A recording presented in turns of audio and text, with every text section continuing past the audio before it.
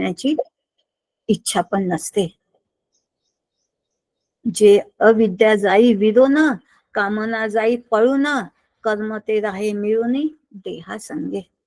अविद्या नाश झाला असता इच्छा नाहीशी होऊन कर्म तेवढे प्रारब्धानुसार देहाला धरून ठेवतात.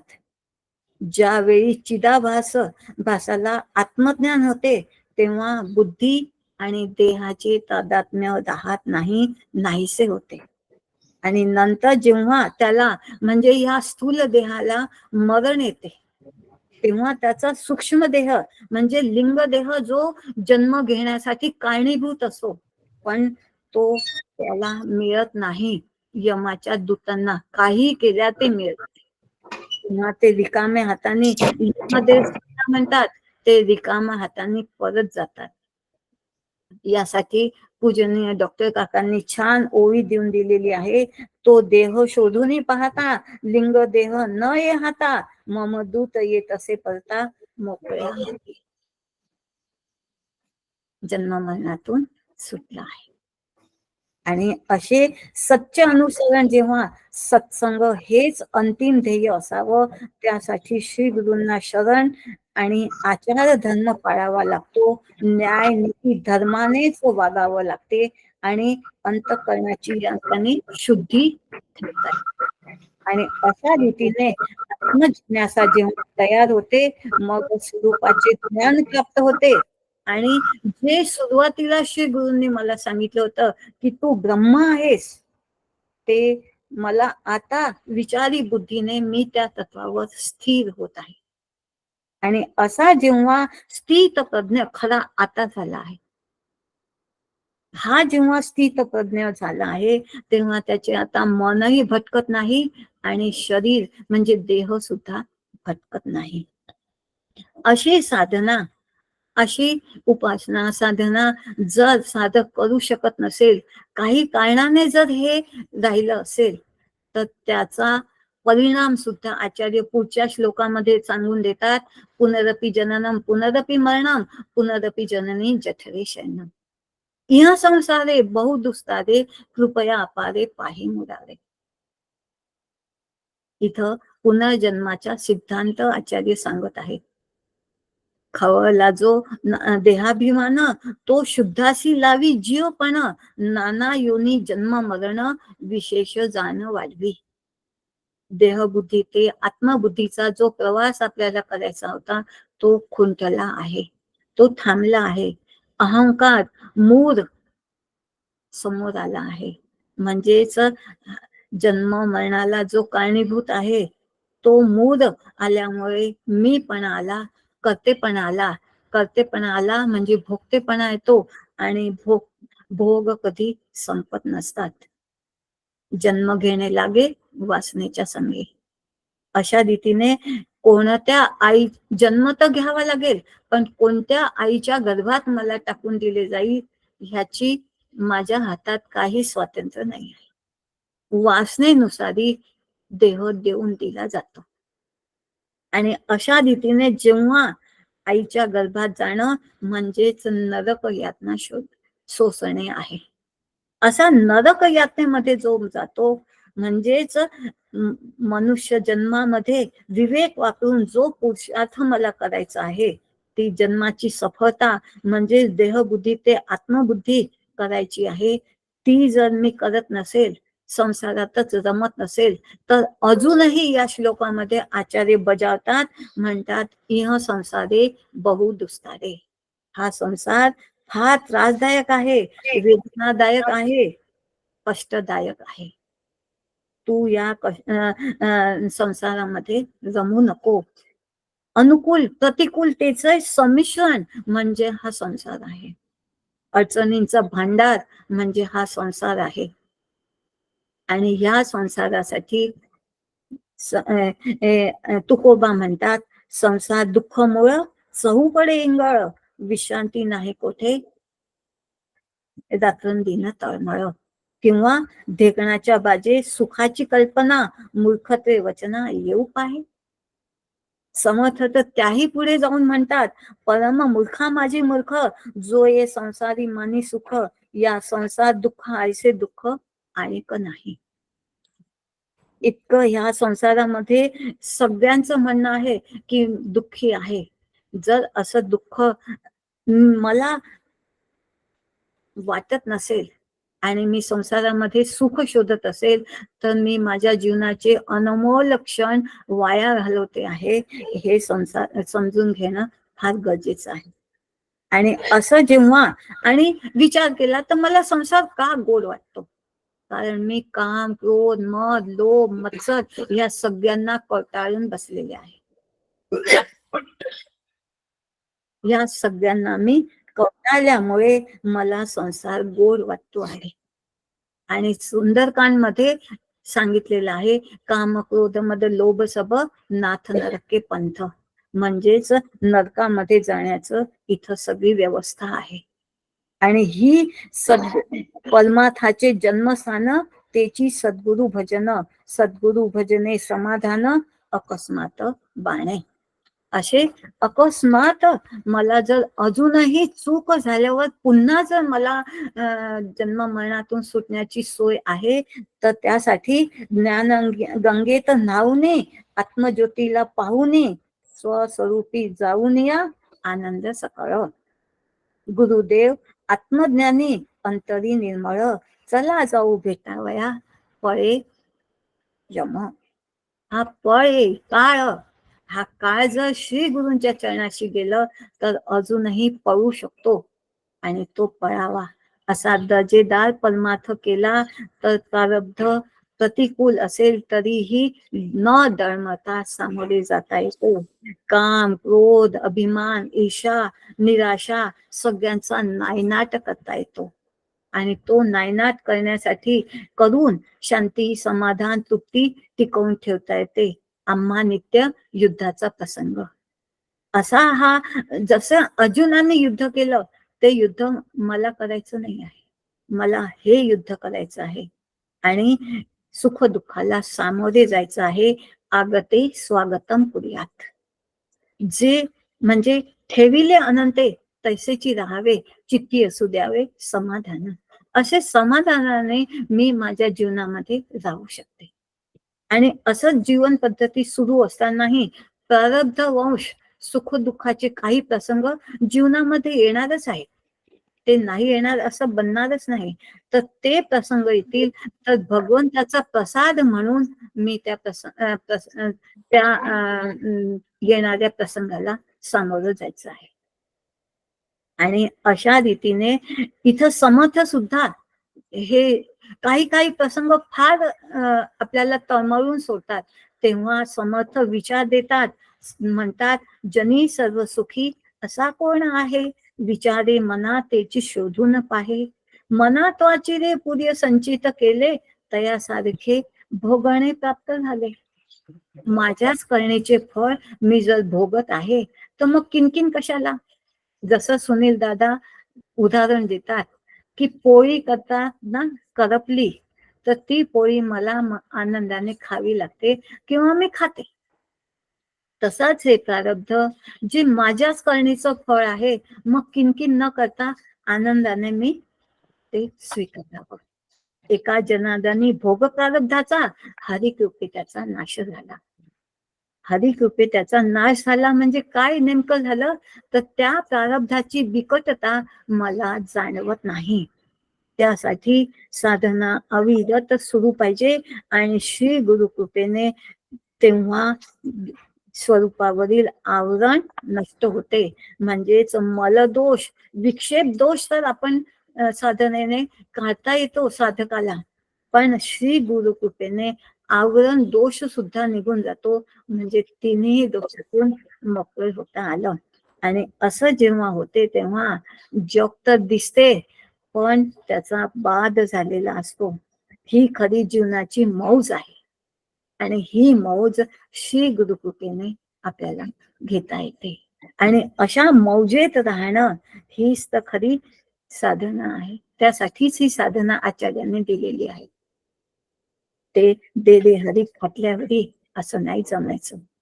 साधना करावी लागते आणि अशी साधना करून श्री गुरूंना मी जेव्हा शरण राहते तेव्हा माझ्या आनंद परिस्थिती सापेक्ष, काळ सापेक्ष, मनुष्य सापेक्ष राहत नाही. मी नेहमी आनंदात राहते. माझ्या हृदयामध्ये नेहमी सदा वसंत हृदयाद विंदे. माझ्या हृदयामध्ये नेहमी वसंत फुललेला राहतो. आणि असं जेव्हा पुरुषार्थ जमला म्हणजेच झाले जन्माचे सार्थक. निर्गुण आत्मा आपण एक, परंतु हा विवेक पहिलाची पाहावा. असा विवेक, मी मनुष्य म्हणून जन्माला आले आहे तर माझी आत्मोन्नती करावी हे माझी हट्टच असावा. आणि हा हट्ट पुरवण्याचा आग्रही मी असावा. आणि हा आग्रह एक दिवस निश्चयामध्ये परिवर्तित व्हावा. हा निश्चय माझा झालाच पाहिजे. माझ्या जीवनाचे क्षण संपतील त्यापूर्वी हा निश्चय होऊन गेला पाहिजे. निर्गुणास नाही जन्म मरण, निर्गुणास नाही पाप पुण्य, निर्गुण होता आपण मुक्त झालं. हे मनुष्य जन्माचे सार्थक झालं. आणि यासाठी डॉक्टर काकांनी छान एक ओळी दिलेली आहे. कर्तव्य त्याची सरे, जे मी आत्मत्वे उरे, पाठी देह यंत्र कर्तरे प्रारंभ. कठोपनिषद.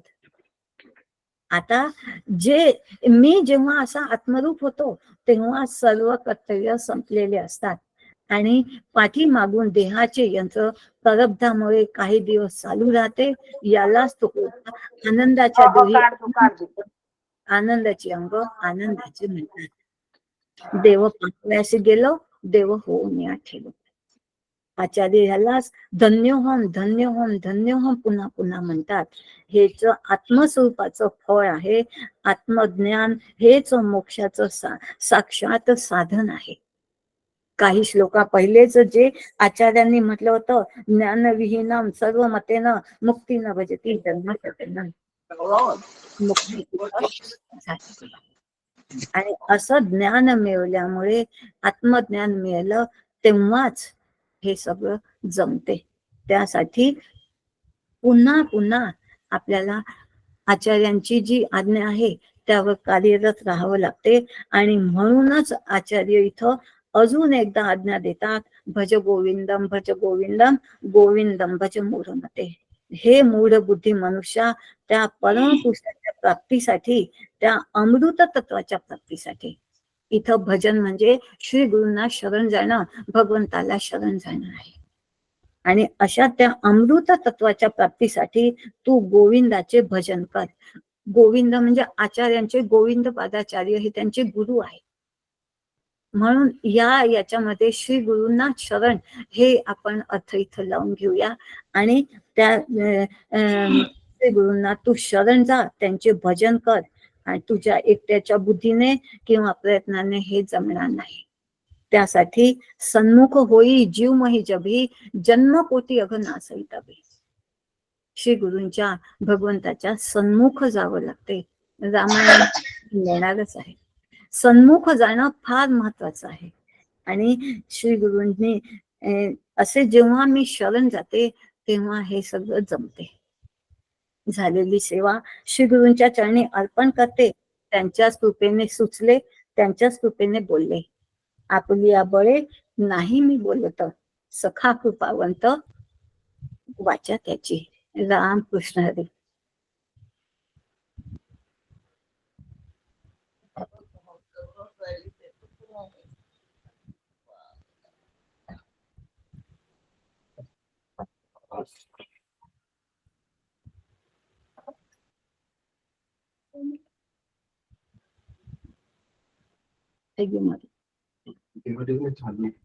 बंद करो, बीजो बोल से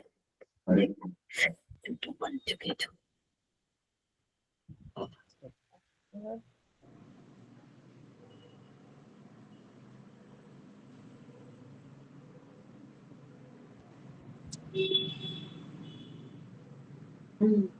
अपर्णाताई, आपण सुरू करावं.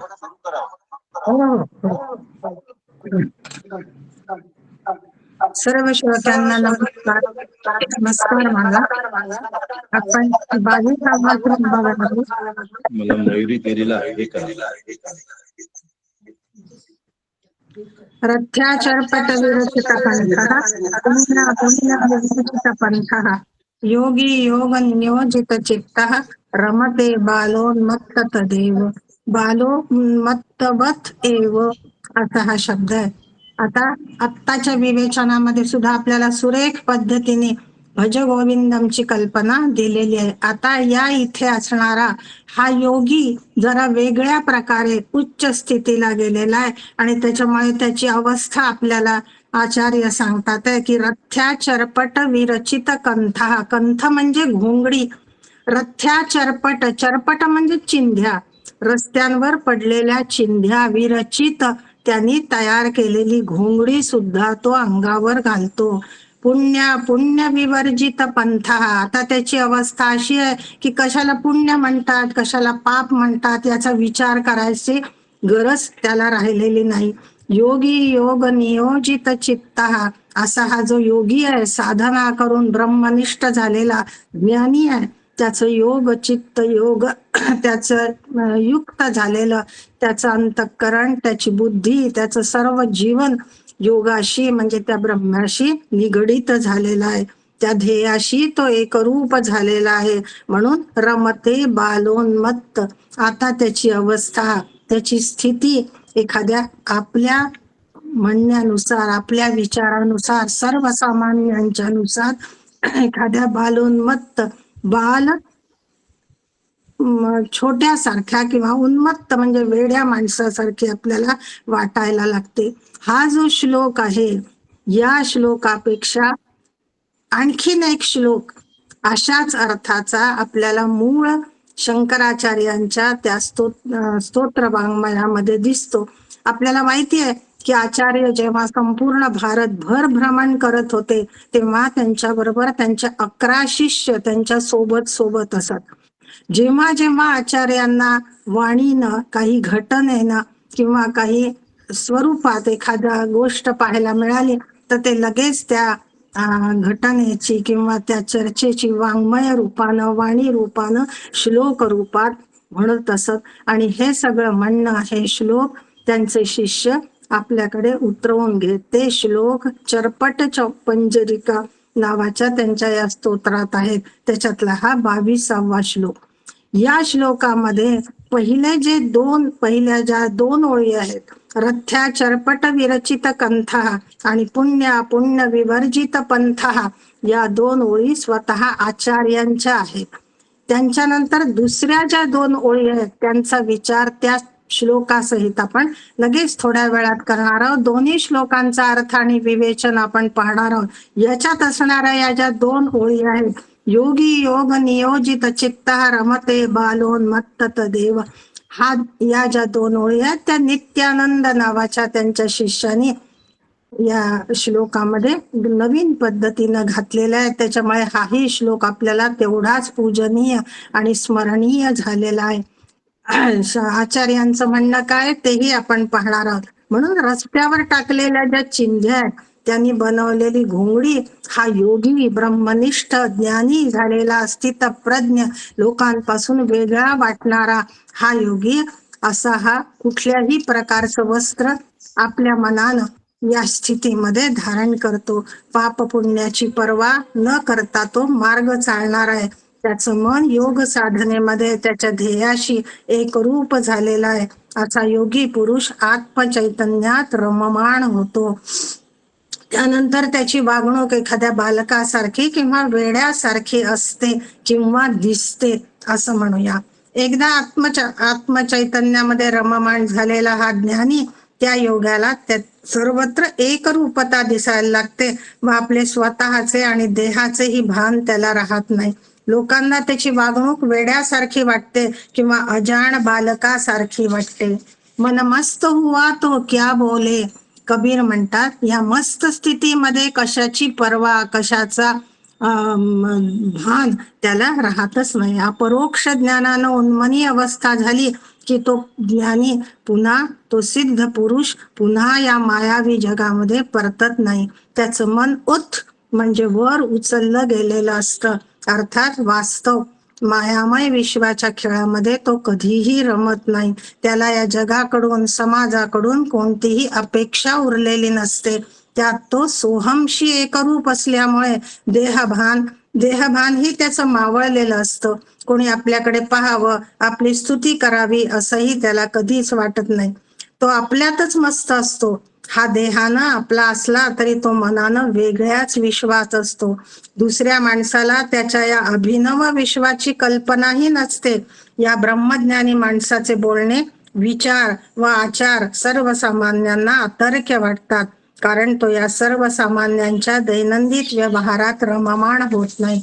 त्यामुळे तो समाजाच्या दृष्टीने वेडा ठरतो. त्याचं वागणं, राहणं, खाणं, पिणं सारंच पिशासारखं वाटायला लागतं.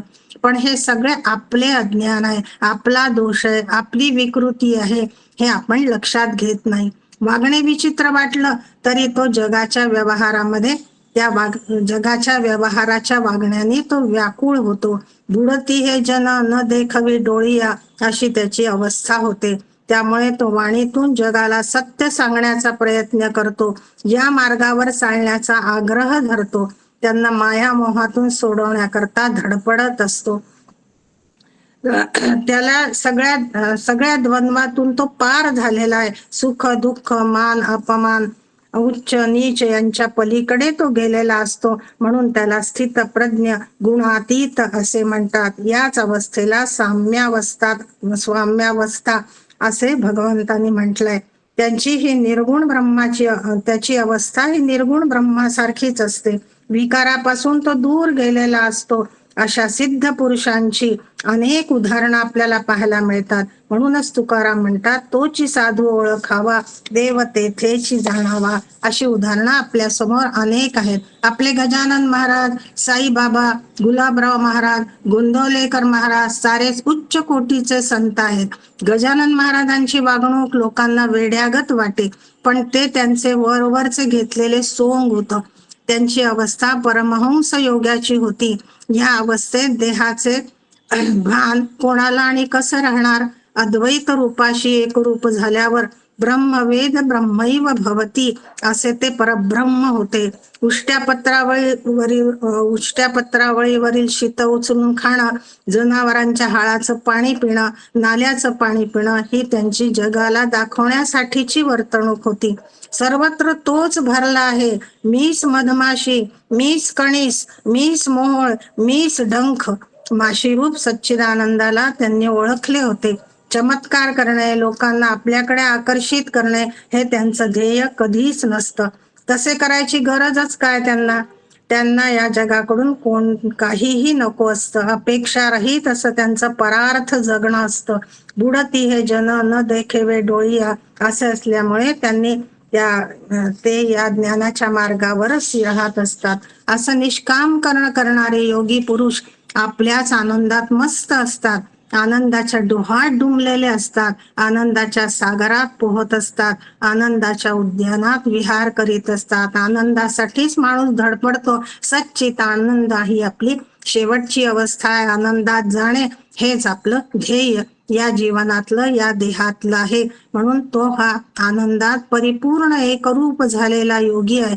आनंदाच्या उद्यानामध्ये तो विहार करत असतो. त्याच्या आतमध्ये आनंदाची मंदाकिनी झुळझुळ वाहत असते. आनंदाचा ते कंद असतात. अवीट प्रसन्नता त्यांच्यामध्ये असते. ते स्वानंदाने परिपूर्ण असतात. पूर्ण काम असतात. त्यांचा प्रांतच वेगळा आहे.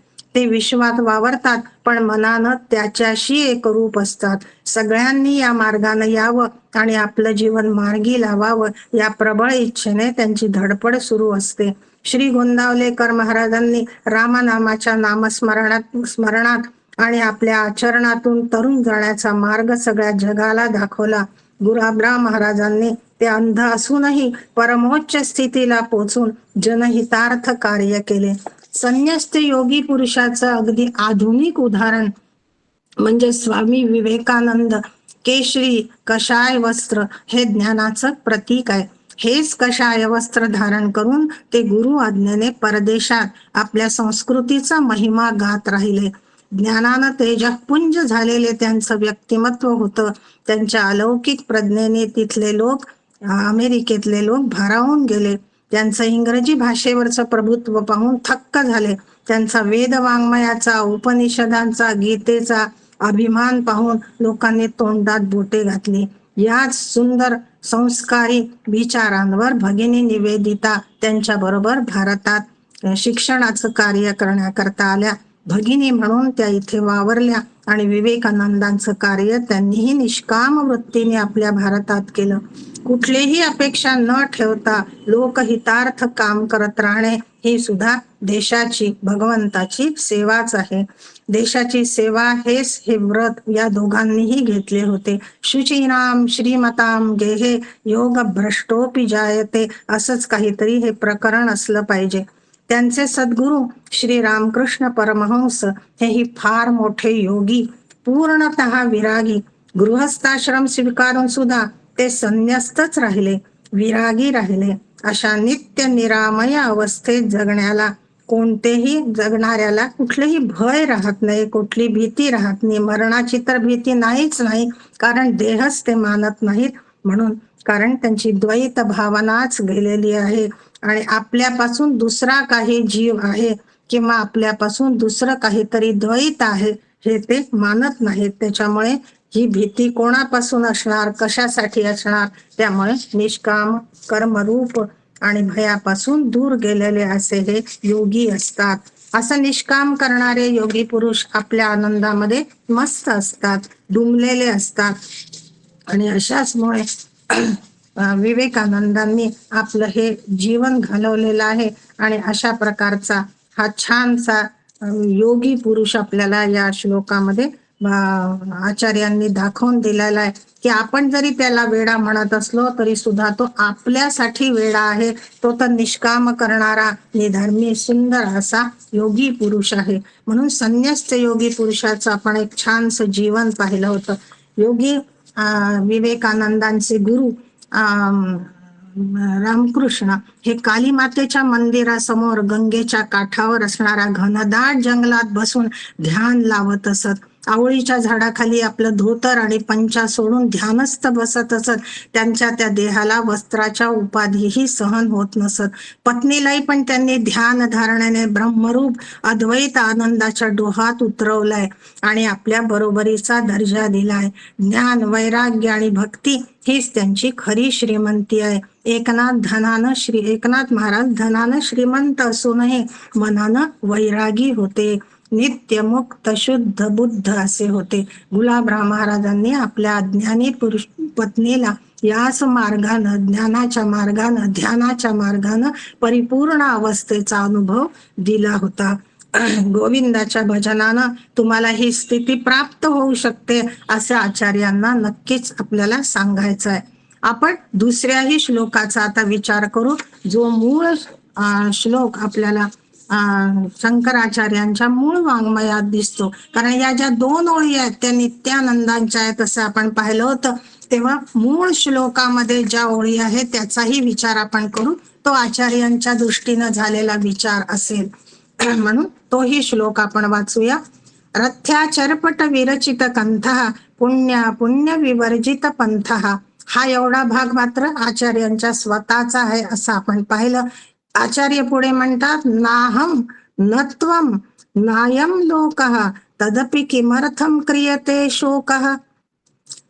तू जर स्वतःला नाहम मी नाही, त्वम तू नाही, ना अयम लोकः हे विश्वही नाही, मग हे जर तू अमान्य केलेलं आहे तर मग तू शोकात का राहतोच, आनंदी अवस्थेत का नाही? आनंद हे जर तुझं साध्य आहे, आनंदासाठी धडपडत आहेत म्हणून चिंध्या गोळा करतोस, पुण्य अपुण्याची विचारधाराही तुझी संपली आहे, तिकडेही दृष्टी वळवत नाहीस, मग तू शोक का करतोस? रस्त्यात पडलेल्या चिंध्या गोळा करून हा ढोंगी असं आचार्य म्हणतात आहे किंवा अज्ञानी असं करण्यालाच त्याग मानतो. आपण सर्व आशा, परिग्रह, मोह यापासून खूप दूर आलो आहोत असे भासवण्याचा तो प्रयत्न करीत असतो.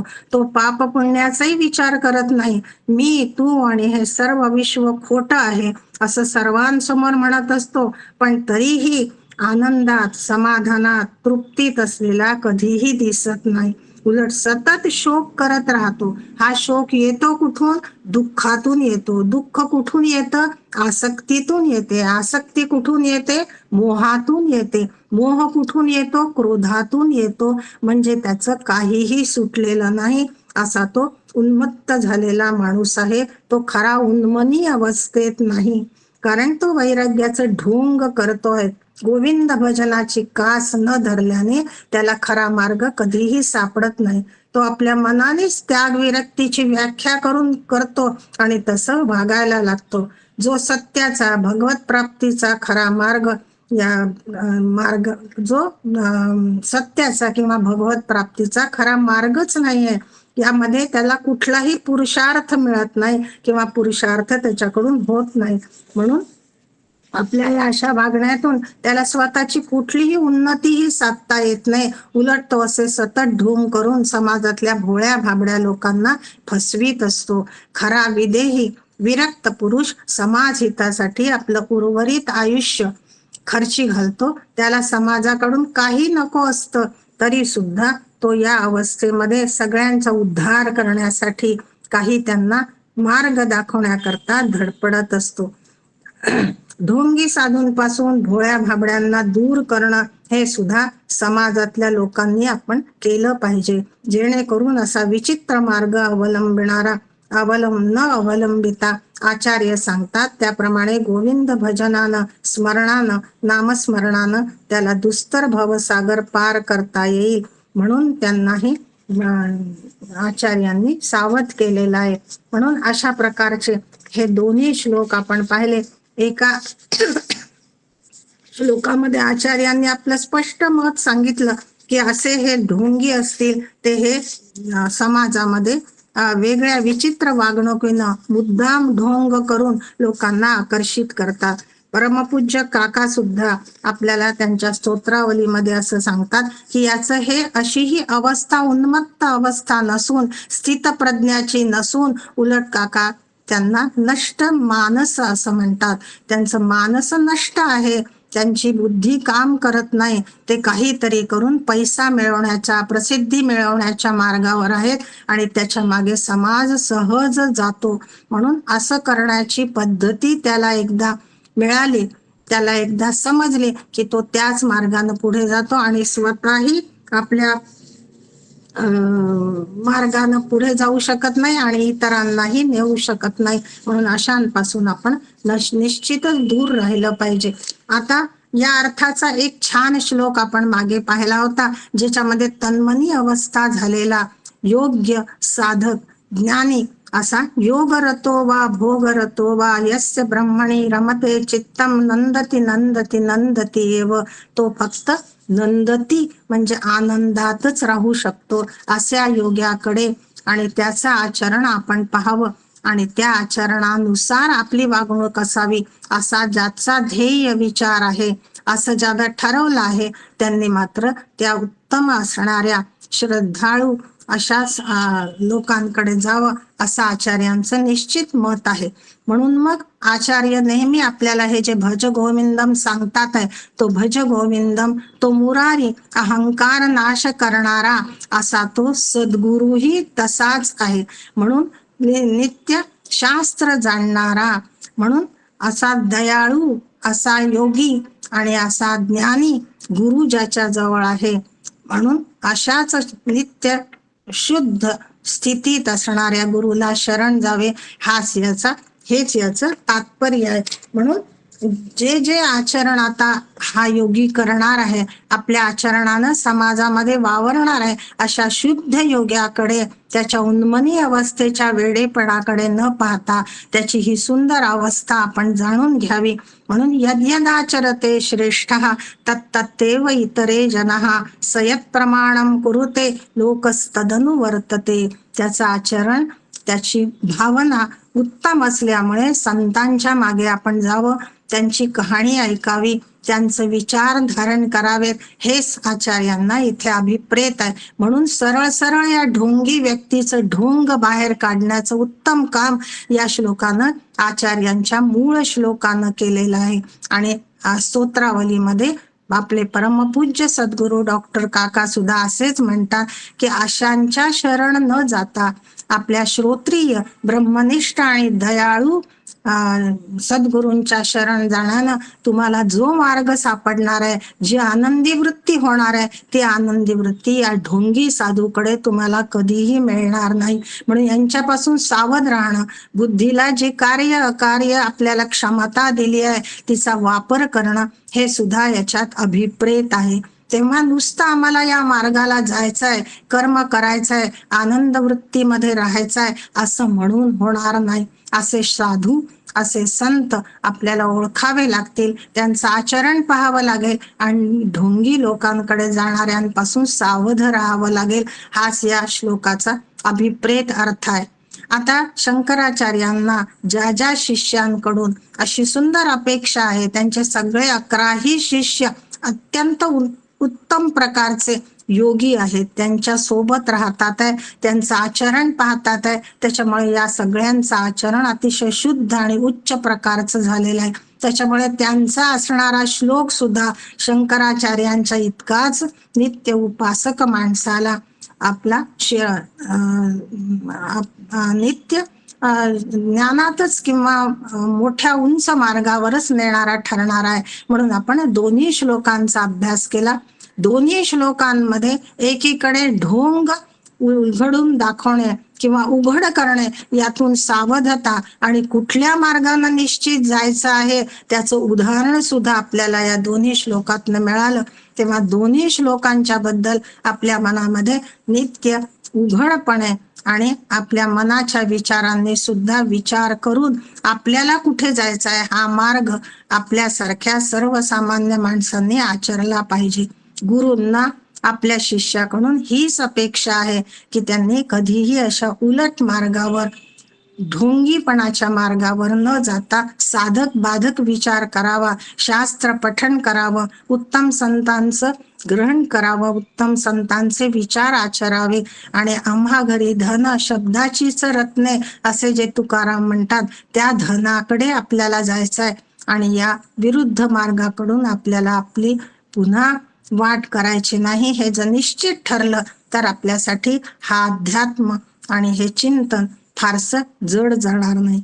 भगवंतांनी आपल्या गीतेमध्ये आपल्याला सगळे मार्ग सांगितले की तुम्ही ध्यान करा, नामस्मरण करा, जे जे आम्हाला योग्य वाटेल, जे जे आमच्या प्रकृतीला पचेल अशा मार्गाने आपण गेलो तर मात्र निश्चितपणे आपला हा मोह आणि संसाराबद्दलची आसक्ती हळूहळू नष्ट होऊन आपण त्या सच्चित आनंद मार्गावर आणि वेदांनी सांगितलेल्या सगळ्या श्रुतींवर विश्वास ठेवून या मार्गात निश्चित मार्गक्रमण करू शकतो.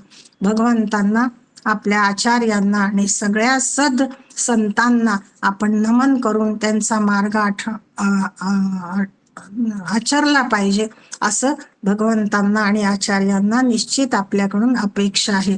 या अपेक्षा आपण सद्गुरूंच्या प्रसादानं निश्चित पूर्ण करू अशी मला खात्री आहे. म्हणून दोन्ही श्लोकांचे अर्थ आपण याच्या करता पाहिले की नित्यानंदांचा श्लोक आणि आचार्यांचा श्लोक यांना आपल्याला दोन मार्ग दाखवले, दोन घटना दाखवल्या आणि कुठल्या मार्गाने जायचं हे आपल्याला ठरवायला सांगितलं.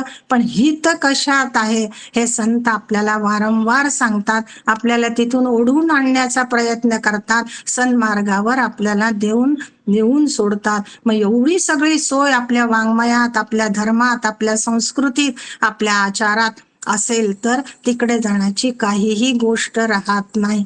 म्हणून प्रत्येकानं विचार करून आपापल्या योग्यतेनुसार, आपल्या पात्रतेनुसार जी जी उपासना आपल्याला आपले सद्गुरू देतात ते निश्चितपणे धार्मिक वृत्तीनं, श्रद्धेनं आपल्या जवळ बाळगली आणि आपला मार्ग आचरला तर हा मार्ग कठीण नाही एवढं मला निश्चितपणे वाटतं. सगळ्या आपल्या श्रोत्यांना आणि सद्गुरूंना माझा नमन आणि हे त्यांच्याच प्रसादानं मी बोलू शकले एवढं मी तुम्हाला निश्चित सांगू शकेन. सर्व श्रोत्यांना माझा नमस्कार. रामकृष्ण हरी. रामकृष्ण हरी ताई.